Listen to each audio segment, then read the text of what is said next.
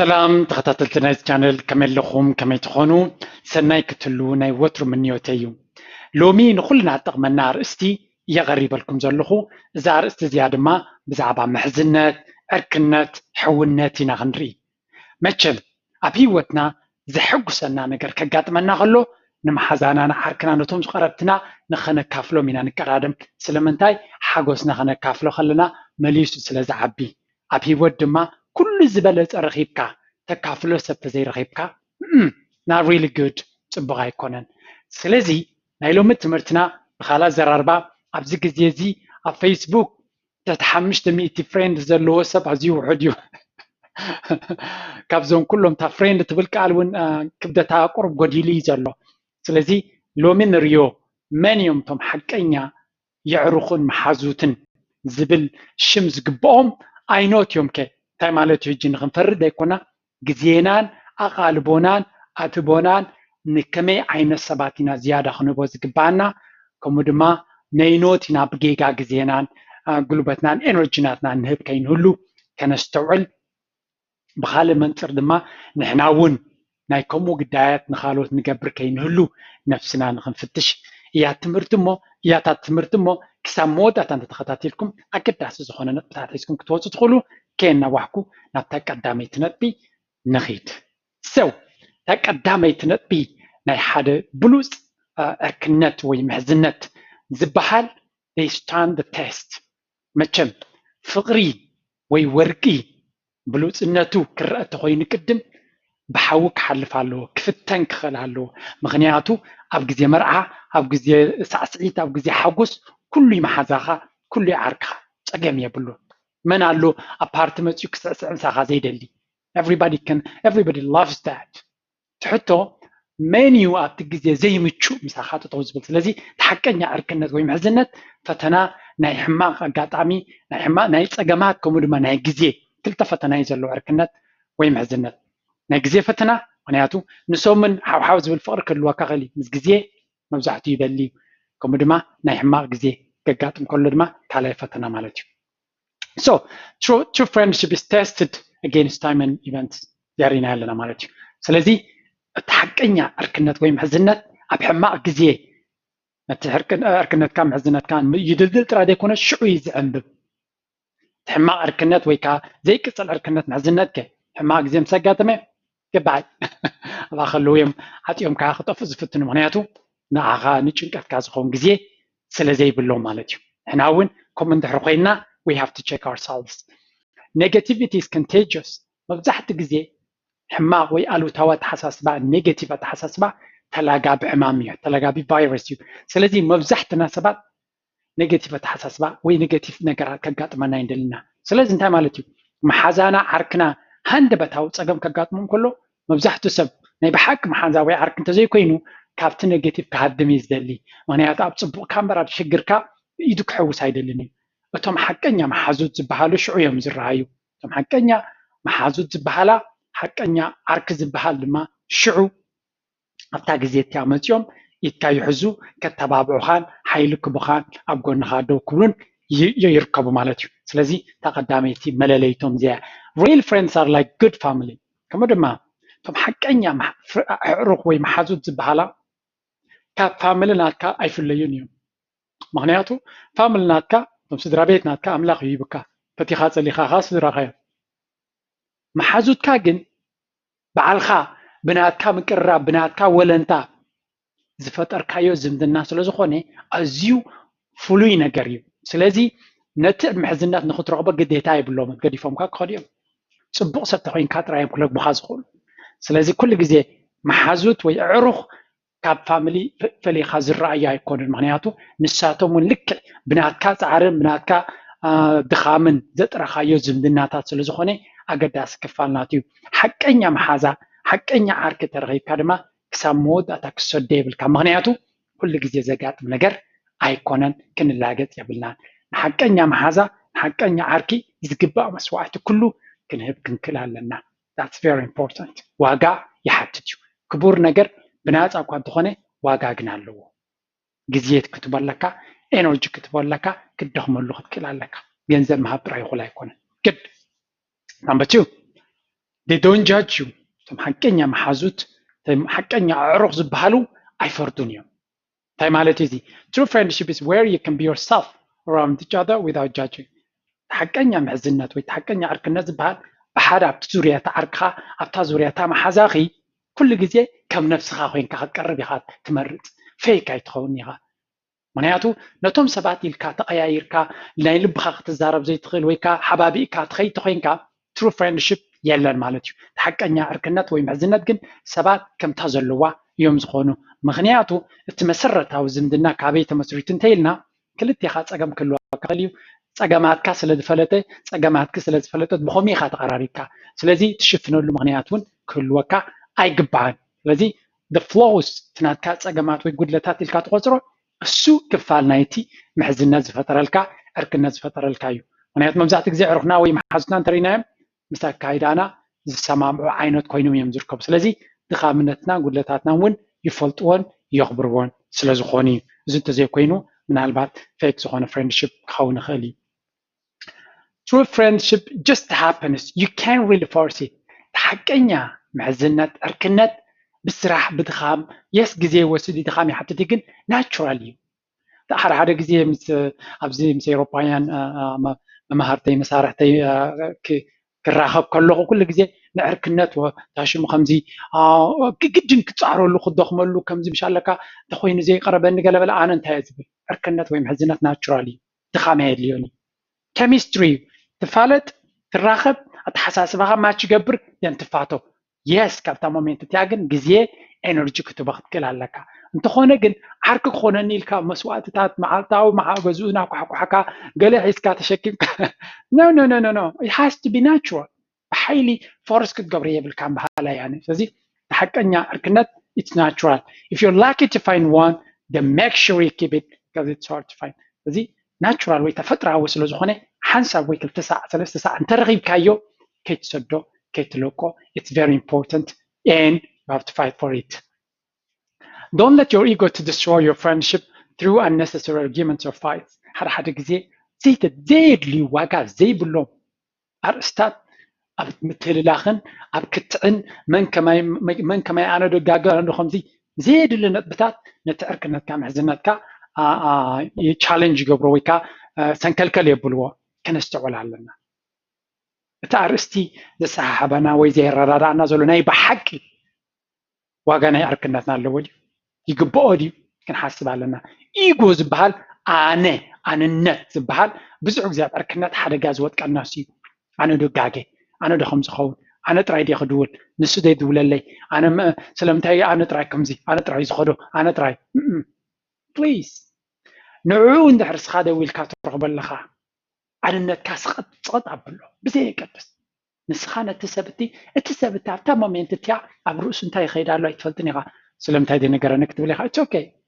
ዘይነገረካ ምክንያቱን ክህልዎ ይኽእል እዩ ኩሉ ግዜ ንስኻ ትገብሮ እምበር ንሳቶም ዘይገበርዎ ደጊምና ክንሪኦ ኢና ብዙሕ ነገር ትፅቢታት ክህልወና የብሉን ስለዚ ዘየድሊ ክትዓት ዘይግብኦም መሰሓሓባት ክንቀትሎም ክንክእል ኣለና ኩሉ ግዜ ምስላ ናይ ቦታትና ክንርሲ የብልናን ምእንቲ መጎጎ ትሕለፍ ኣንጭዋ እታ መጎጎ ኣገዳሲ ስለዝኾነት እታ ኣንጭዋ ዋላ ክትቀተል ተትግባእ እንተነበረ መጎጎ ስለትድልየና ንሕጂ ትህደም ካል ኣጋጣሚ ንደልየሉ እዚ ዓይነት ማለት እዩ ስለዚ ኩሉ ግዜ ኣገደስቲ ነገራት ቀዳምነት ክንህብ ኣለና number 3 very important እዚኣ ድማ expect nothing or very little ሓቀኛ ምሕዝነት ወይ ዕርክነት መሰረቱ እንታይ ክኾን ዘሎ ትፅቢታት ዘይብሉ ኣነ ካብቶም ኣዕሩኽተይ ዝኾነ ይኹን ክፅበ የብለይ ክገብር እምበር ክፅበ የብለይ of course ዝህብ ክሳብ ዝሃለዎ ዝቕበል ክህሉ ኣለዎ ናይ ግድን ንርዳእኒ ግን expectation is the mother of disappointment ትፅቢት ዋና ወይ ከዓ ቀንዲ ምንጭ ናይ ምትህልላኽ ናይ ሓዘን ናይ ዘይምሕጓስ እያ ምክንያቱ ካብ ሰብ ትፅበ እንተኮይንካ ኩሉ ግዜ ማይ ዓሚልካ ክትተርፍ ትኽእል ኢኻ ስለዚ ሰባት ዘይገብሩለይ ካብ ትብል ካብኦም ዘለካ ትፅቢታት ካብኣተን ዘለካ ትፅቢታት እለይዮ ንሰባት ክትረኽቦም ከለኻ ሲምፕሊ ብቐሊሉ ንከተዕልሎም ፅቡቅ ግዜ ምሶም ንክትስሕቕ እምበር ካብኦም ዝኾነ ይኹን ትፅቢት ክህልወካ የብሉን ኢቭን እታ ምድዋል እውን ትፅቢት ክህልወካ የብሉ تدوي لو ملكا سناي تقبلو تخبرو صبو غيركا تقلو غزي تبو تزي دوي لو ملكا خنت تخبر لك نسخا وي نسخي كدول لك نسخ تكون لك تجغنا سلامتاي يدولو نساتهم ناتهم مغنيات الله ግን ክንሪኦ ኢና ፅኒሕና ስለዚ expectation is the mother of disappointment true friends have their life under control and don't try to build it around you ቶም ሓቀኛ መሓዙት ህይወቶም ዝተቋፃፀሩ ናይ ህይወቶም ምልክ ዘለዎም ሓላፍነት ናይ ህይወቶም ዘለዎም እዮም ስለዚ ህይወቶም ሲ ኣባኻ ኣይምርኮስን እዩ ንስኻ ህይወቶም ንኽትመርሕ ንዓኻ ዝቐርቡኻ ዕላማ ናይ ህይወቶም ንኽበፅሑ ኢሎም ኣይኮኑን yes ጉዕዞ ናይ መንገዶምን ጉዕዞ ናይ መንገድኻን ሓደ ክኸውን ይኽእል እዩ ስለዚ ክትመላላእ ትኽእል ኢኻ ክትተባባዕ ትኽእል ኢኻ ሞራል ክትወሃሃብ ትኽእል ኢኻ ክትደጋገፍ ትኽእል ኢኻ የግዳስ ካባኻ መሰረታዊ ትፅቢት የብሎምን እንትርፈታት ፅብቕቲ ግዜ ምሳኻ ዘሕልፍዋ they just enjoy your company ምሳኻ ምህላው ኣብ ዙርያኻ ምዕላል ተዘይኮይኑ ካባኺ ዝዘልይዎ ነገር የብሎምን ህይወቶም ዝኣኽሎም ኣለዎም ተመስገን በሃልቲ ድማ ቀንብ እዚኣ friendships are fulfilling when both of you don't think about the things you wish you had from the other person حقኛ ወይ ሓጎስ ዝህብ ምሕዝነት ወይ ዕርክነትካ ኣበይ ዝህሉ መስለኩም ካብ ማሓዛኺ ወይ ካብ ተዓርክኻ ካብቲ ንሱ ዘለዎሲ ትምነዮ ነገር ምዘይህልወካ ንስኻ ወይ ኣነ በቲ ዘለኒ ኣዝዩ ዕጉብ ይዕሩቕተይ ዘለዎም ህይወት ንዓይ ፈፂሙ ዘየቕንዓኒ ኣነ ዘለኒ ህይወት ሕጉስ በቲ ዘለዎም በቲ ዝረኸብዎ ዓወት ድማ ካብ ልቢ ክሕጎስ ክኽላለኒ ኣነ ብዘይምግናን ከም እየ ዕሩቕተይ ኩሎም ትማነ ዝፈልጦም ሰባት ህይወቶም ክዓቢ ከሎ ልክዕ ህይወተይ ዝዓቢ ዘሎ ኮይኑ ይስምዓኒ ምክንያቱ እዩ ከዓ እምበረይ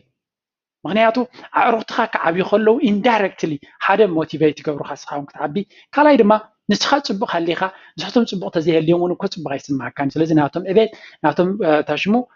ንፅቡቕ ዝስዕበካ እምበር ንሕማቕ ዝጎድኣካ ኣይኮነን ስለዚ ኩሉ ግዜ ናቶም ሓጎስ ካብኣቶም ብናቶም ዕቤት ብናቶም ፀጋታት ምቕናዕ ወይ ከዓ ሕስድና ክህልወና ኣይግባእን ሓቀኛ ምሕዝነት ድማ የብሉን it's equal and the give and take aspect is balanced ከምኡ ድማ ዝተመዛዘነ እዩ ኩሉ ግዜ ሓደ ዝገብር ኩሉ ግዜ ስታት ትገብር ዘይኮነስ ሎምንቲ ፅባሕቲ ክልቲኦም ቶም ወይ ካቶም ሰባት ኩሎም ቶም ዕሩኽ ማዕረ ዝኾነ ኣበርክቶም ሓደ ግዜ ማዕረ ክንብል ከለና ሓሓምሽ ቅርሺ ማለት ከይትከውን ይኽእል እዩ ምሕዝነት ካብ ምትሕልላይ ስለ ዘለዎ ቁሩብ ዓቕሚ ዘለዎ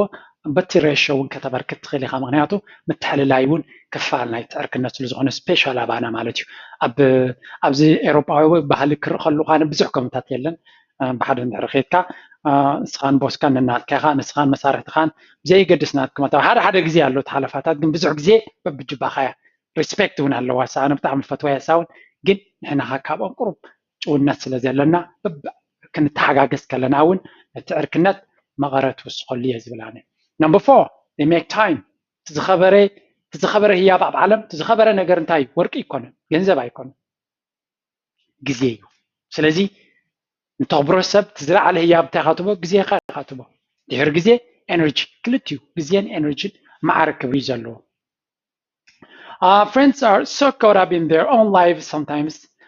they forget about previous engagements made with you ሓደ ግዜ እቲ ህይወትና ሃለኽለኽ ስለ ዘለዎ ጠለባት ናይ ህይወት ናይ ሓዳር ናይ ናብራ ናይ ስራ ናይ ገለ ስለዚ ጎተና ሓደ ግዜ ክንስእን ንኽእል ኢና ንዕሩኽትና ንመሓዙትና ክንጥንቃቕ ግን ክንክእል ኣለና ንዝተወሰነ ግዜ it could happen የግዳስ ሓቀኛ ዕርክነትን ምሕዝነትን ክርዳእና ክኽእል ኣለዎ ነቲ ዝግብኦ ግዜ ክትረክብ ምፍታን ብርግፅ ኣድላይ እዩ ካብቲ ክልቴኻ ከም መሓዙት ወይ ኩሉ ተኻልቀቶም መሓዙት ወይ ምዕሩኽ እቲ ሰብ እቲ ግዜኡ ትሪኦ ኢኻ ንኣብነት ሓደ ዓርከ ነይሩሲ ኣመናይ ቢዚ ህይወቱ ኣብ ከምኡ ግዜ ዘይብሉ ኢልካ ትጨነቕን ኢኻ ክትንቀቐሉ ክትርዳእሉ ክትክእል ኣለካ ምክንያቱ ክፋል ናይቲ ታሽሙ እውን ከምኡ ስለ ዝኾነ የግዳስ ኩሉ ግዜ እንታይ እዩ ግዜ ድማ ክትፈልለካ ግዜ ክንብል ከለና ሕጂ መዓልታዊ ማለት ኣይኮነን ክልተ ሰሙን ክኸውን ይኽእል ኣብ ሰሙን ክኸውን ይኽእል ኣብ ወርሒ it doesn't matter ከምቲ ዝረኸብካዮ ግዜ ማለት እዩ ሰባት ቢዚ ዝኾኑ ስለ ዝኽእሉ ግን ግዜ ዘይምፍላይ ነቲ ዕርክነት ብኔጌቲቭ ባእሉታ እዩ ዝፀልዎ ስለዚ ኩሉ ግዜ ክንፈሊ ግዜ ክንደሊ ግዜ ክንረክብ ግዜ ክንህብ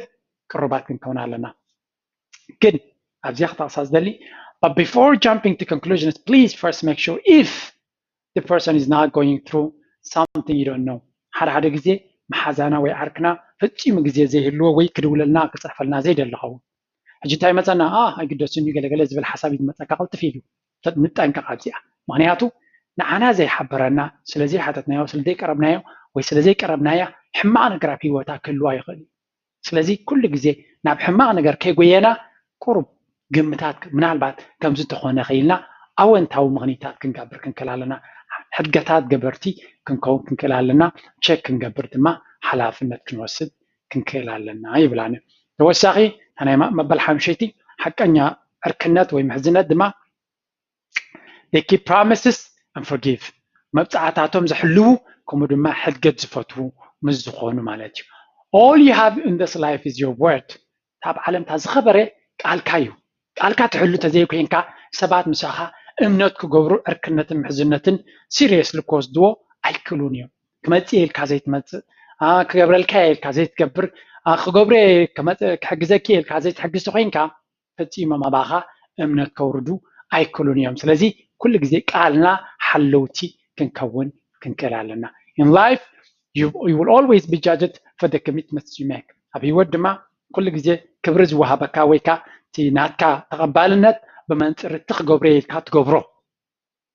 you keep your word ትስኻ መብፃዕ ዝኣተኻዮ ተተግብሮ ዶ ካብ መጠን ንላዕሊ ኣገዳሲ እዩ ዘይትገብሮ ቃል ዘይምእታው ንዝኣተኻዮ ኻ ከተተግብሮ ኣለካ ተዘይክኢልካ ድማ ብግልፂ እዝን ኢልካ ምግላፅ ድማ ትዝበለፀ እዩ ማለት እዩ when you make promises keep them and forgive others when they fail to keep ሓደ ግዜ ግን መብፃዕታት ዕሩኽትና ወይ መሓዙትና መብፃዕ ገይሮም ክሕልዎ ይኽእሉ እዮም ወይ ክጋገዩ ይኽእሉ እዮም ወይ ክስሕቱ ይኽእሉ እዮም ይቕረ በሃልቲ ድማ ክንከውን ኣለና ኩሉ ግዜ ነኸስቲ ኮይና ንኣሽቱ ነገራት ክንድገበ ጌርና ንሪኦ ነርና ኣብ ዘየድሊ ህልኽን ምትፍናን ክንእትዎ የብልናን ስለዚ እዘን ሓሙሽተ ነጥብታት ተሓሊናያ ዕርክነትና ምቁርን ጥዑምን ክኸውን ይኽእል ከምኡ ድማ ከምዚኦም ዓይነት ዘተግብሩ ኣከባቢና ንዘለዉ ሰባት ዝያዳ ትቦ ንሕና ከምኡ ክንከውን ኣለና ቀዳመይቲ ንሕና ነዚኦም ነተግብር ሰባት ክንከውን ኣለና ኣብቲ ምሕዝነት ዘለና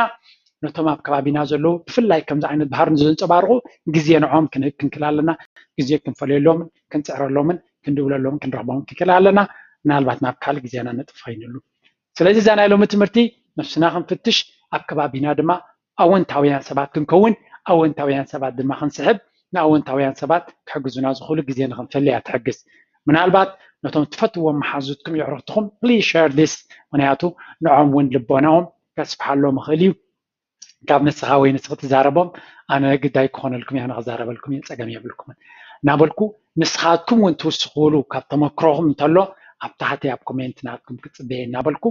ናይ ሎሚ ትምህርቲ ኣብዚ ክውድየ ኣብ ካልእ ኣርእስቲ ክሳብ ንራኸብ ብሓንቀኒ ይብለኩም ቻው